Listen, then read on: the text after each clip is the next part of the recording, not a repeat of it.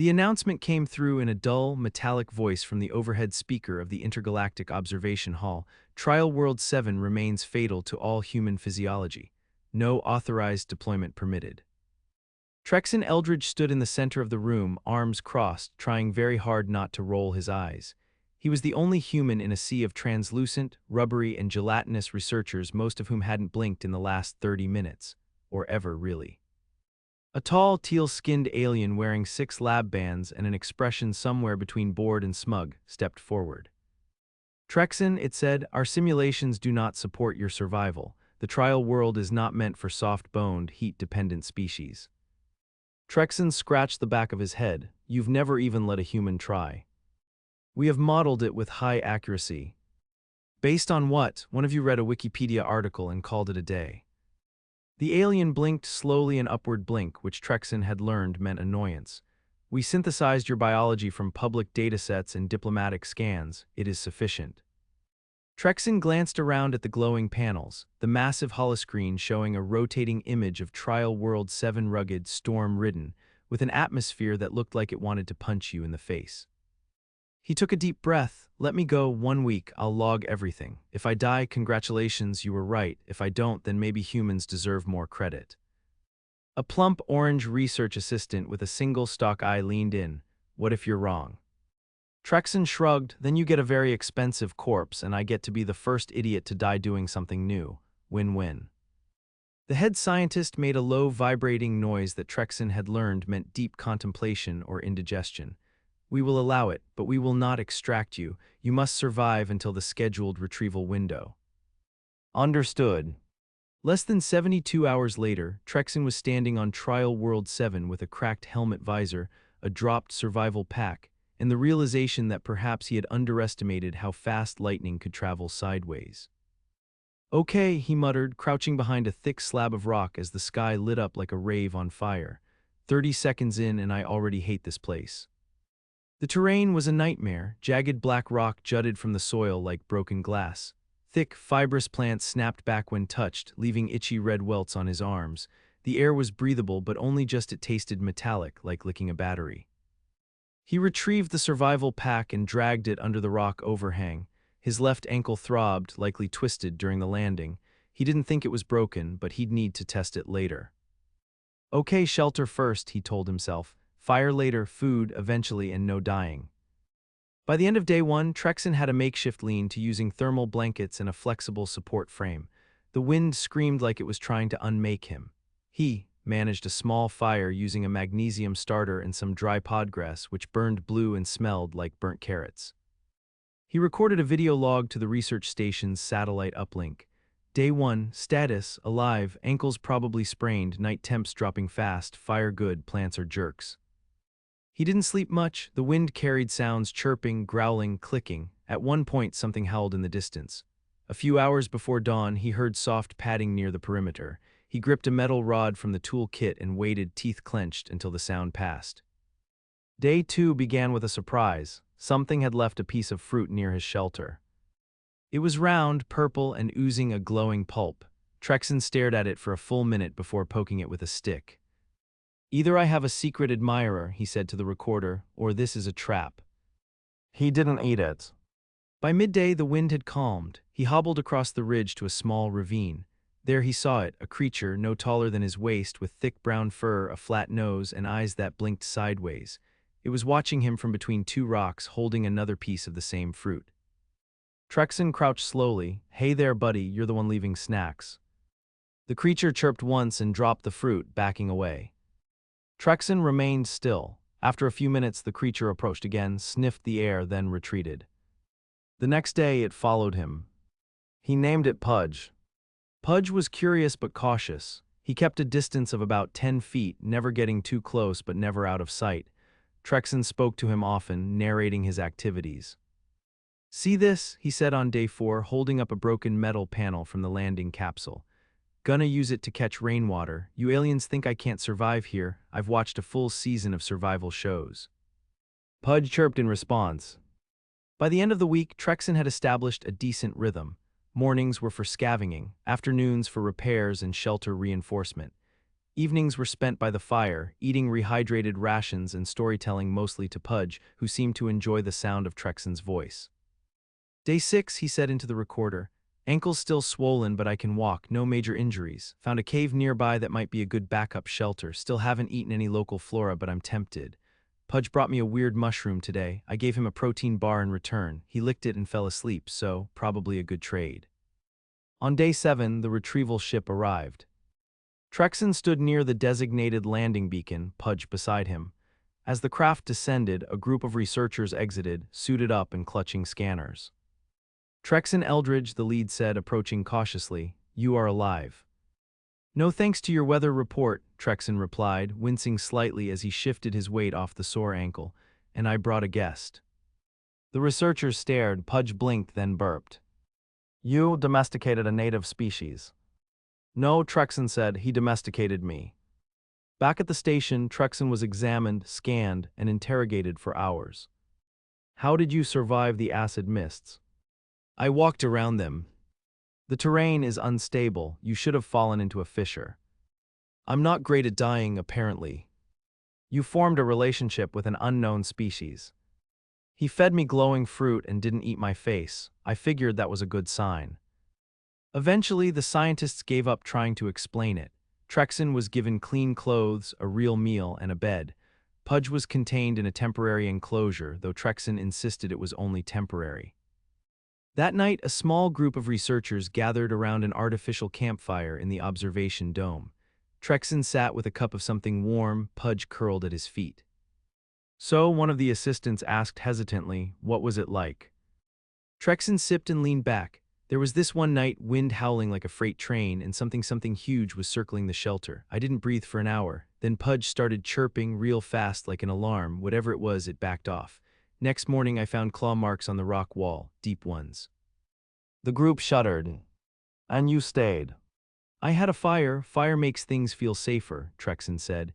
"Humans have been surviving with fire and friends for thousands of years. Turns out that still works." One of the researchers leaned forward. "But the data said you couldn't survive." Trexen smiled faintly. "Maybe next time add stubborn to your models." Pudge let out a long, contented chirp, and the fire crackled on.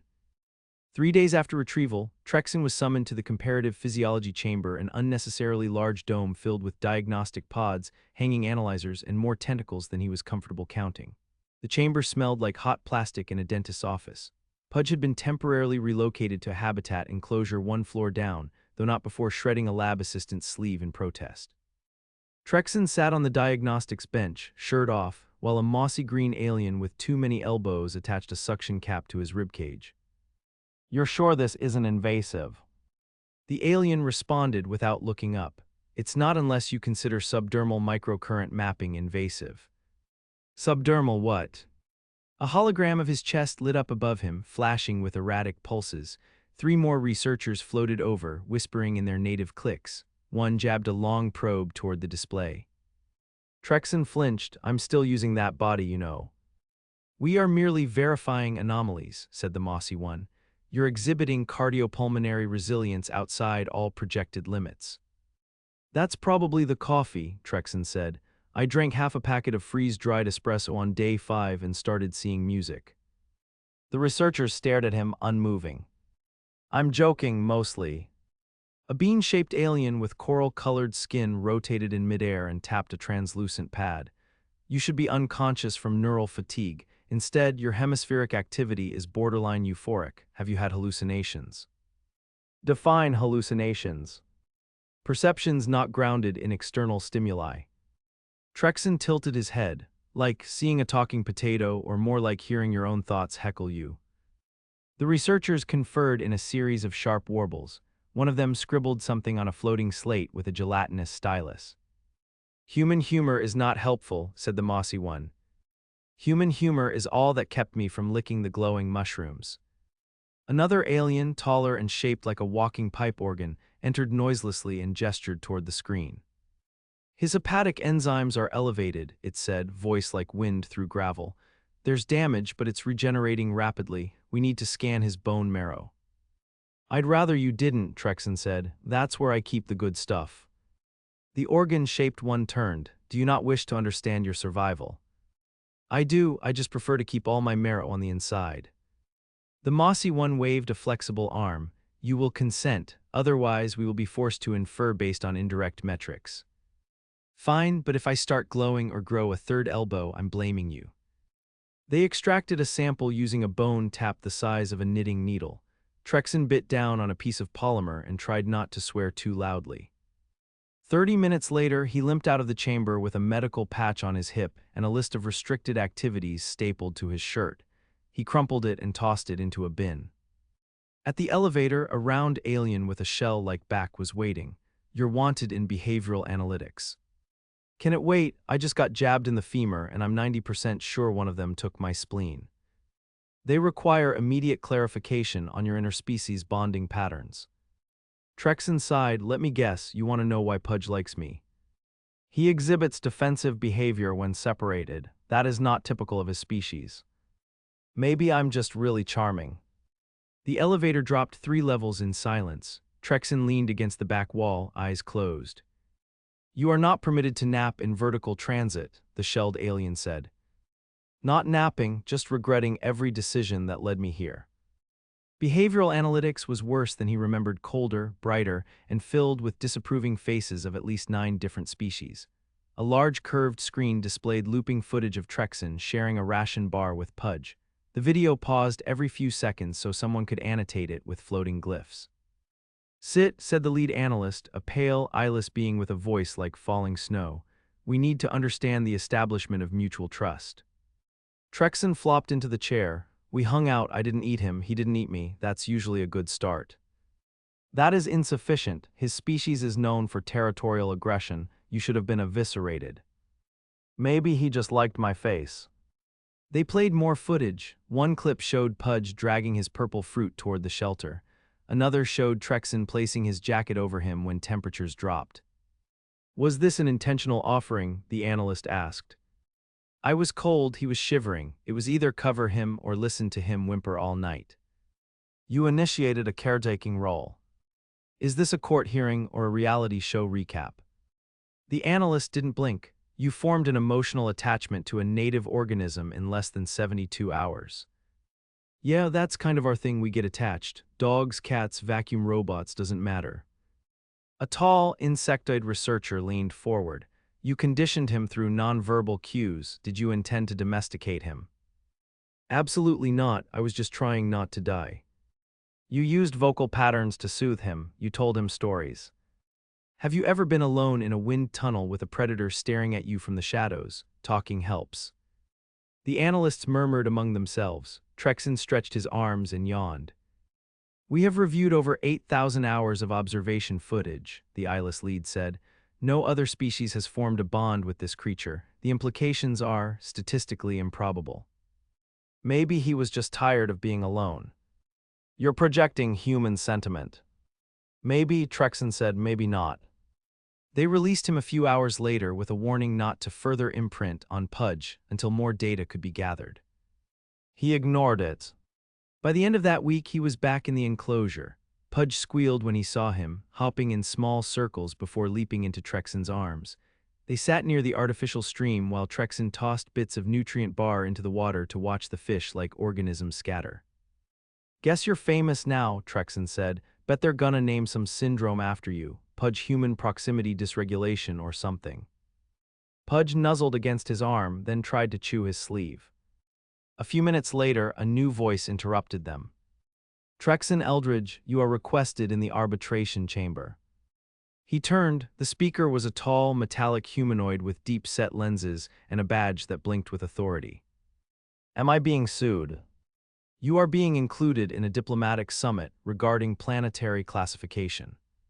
That sounds worse. The arbitration chamber was a circular room with tiered seating and a central platform. Representatives from no fewer than 20 systems were present, some in containment suits, others floating in gravity null fields. The lead arbiter, a being composed entirely of flickering light, addressed the room. Trial World 7 is under review for reclassification. Historically designated as non-viable for human presence, it must now be reevaluated. Trexen stepped onto the platform, feeling the weight of 1,000 eyes. Some glowed, a few dripped. One delegate, shaped like a cluster of vines, hissed. He falsified survivability. No species can endure that world unaided. I didn't say it was easy, Trexen said. I said it was possible. Another delegate, crystalline and pulsing with internal light, spoke next. Your actions undermine centuries of environmental classification. You risk destabilizing research standards. I slept on a rock and ate protein paste. If your system can't handle that, maybe it needs destabilizing. The vine being slithered closer. You defied protocol, you interacted with native life, you altered behavior patterns. I also didn't die, which, was the whole point. The Arbiter's light dimmed slightly. Do you believe humans should be cleared for further trials on restricted worlds? I think if you keep underestimating us, you're going to run out of ways to be surprised. A hush fell over the room. Trexen stepped down from the platform, heart pounding. As he passed the vine being, he gave a small wave. Try not to eat your coworkers, he said. It's bad for morale. He returned to the enclosure that evening. Pudge was asleep on his back, limbs sprawled like a starfish. Trexen sat beside him and exhaled slowly.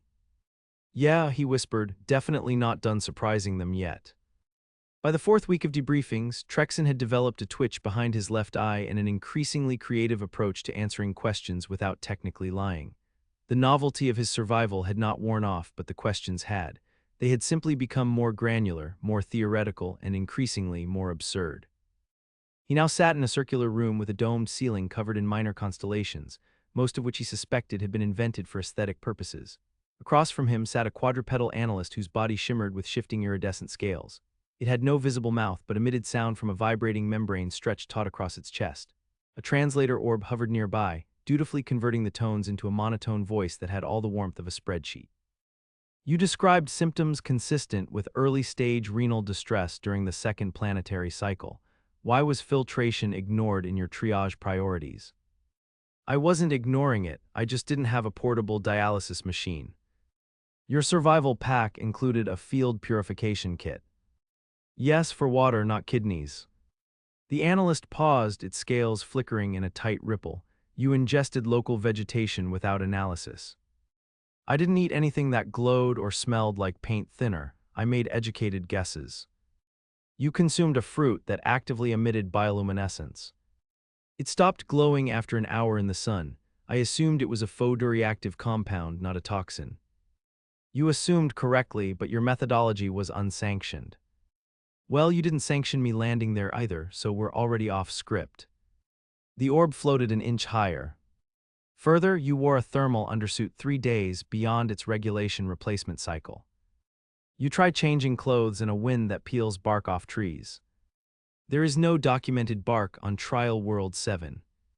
Trexen exhaled through his nose and pinched the bridge of it with his fingers. Look, I appreciate the concern, but I didn't have time to file wardrobe requests while dodging hail the size of golf balls. The analyst's membrane vibrated more slowly. We have no cultural context for the term golf. Then it's probably for the best. The orb dimmed, signaling the end of the session. Trexen stood and stretched, his shoulder popping in 3 different places. He winced. That one hadn't healed right. He shuffled out into the corridor, where illumination panels hummed softly and the air smelled faintly of antiseptic and boiled kelp. A technician with a floating cart passed him, nodding once, then continuing on without comment. Down the hall, he entered the medical bay without waiting for permission. Dr. Harrell, the only other human stationed on the orbital research ring, glanced up from a diagnostic console. You're early, she said, or late, I've stopped checking. Is my blood still weird? Depends, weird for you or weird by alien standards. I don't think there's a difference anymore. She pointed to the exam chair. Sit, you're due for another hepatic panel. I want to see if the enzyme cascades dropped. He lowered himself onto the chair with a grunt. Have they found any more of those glowing fruits? 3 samples, all inedible to non-human species. 1 melted a containment vial. Still better than space cereal. Dr. Harrell prepped a needle and slid it into his arm with practiced ease. You know they're still arguing about reclassification. I figured they're allergic to admitting they're wrong. They're not admitting anything, they're just quietly updating spreadsheets and pretending you never touched ground. He glanced at the monitor, watching his blood pressure graph itself into a jagged line. What about Pudge? He's been cleared for limited contact. They're calling it behavioral enrichment. He's bored without me. He shredded 2 data pads and tried to eat a hologram of you. So very bored. She replaced the sample vial and labeled it. You've got a visitor, by the way, not alien, human, arrived this morning. Trexen blinked. There's another one of us. Just one, came on a diplomatic transport under observer credentials, said she's with the Department of Cultural Liaison. He groaned. That sounds like someone who wants to write a report about my report.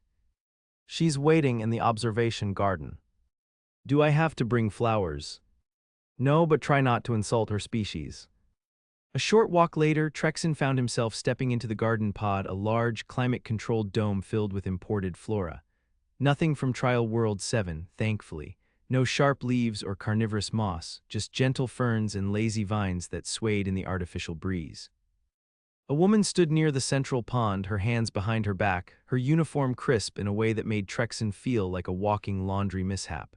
She turned as he approached. Trexen Eldridge, she said, I'm Marin Ilia's Cultural Liaison Outer Frontier Branch. You're here to interrogate me with better manners. I'm here to ask questions no one else thought to ask. That sounds worse. She smiled, not warmly but with intent. I've read the transcripts, I've seen the footage. Most of them are interested in how you survived. I want to know why you stayed. I had to. No, the emergency beacon was functional. You could have activated it after day 1. They would have extracted you within 24 hours. He shifted his weight. I didn't think they'd believe me unless I brought back proof. You brought back a semi-feral native species and a respiratory infection. So proof. She stepped closer. You bonded with a creature they still classify as opportunistically aggressive. You adapted to an environment no one thought was survivable, and you did it alone. Why? Because someone had to. Why you? He looked past her toward the slow ripple of the pond's surface. Because I got tired of being told what humans can't do. She was silent for a long moment, then nodded once. That's what I needed to hear. That's it, no psychological profiling, no trick questions. I didn't come here to challenge you, I came to confirm something. What? That Earth isn't sending its best, it's sending the ones who won't stop until they've proven everyone else wrong. He laughed short, surprised, then they got it right. Later that evening, Trexen returned to Pudge's enclosure. The habitat had been expanded with a small artificial hill and a shallow mud pool. Pudge was mid-roll, dirt smeared across his snout, looking entirely pleased with himself. Trexen tapped the glass. You missed the storms. Pudge padded over and bumped his head against the barrier. They're not letting me back down there, not for a while, but I talked them into something. He produced a small device from his pocket. It pinged once and the barrier shimmered before sliding open. Pudge blinked. Come on, Trexen said, let's go see what else they think we can't do. As they walked side by side through the corridor, man and creature, both technically anomalies, researchers stepped aside. Some stared, some made notes, none interfered. Dr. Harrell passed them on the way to the lab and raised an eyebrow. You cleared that.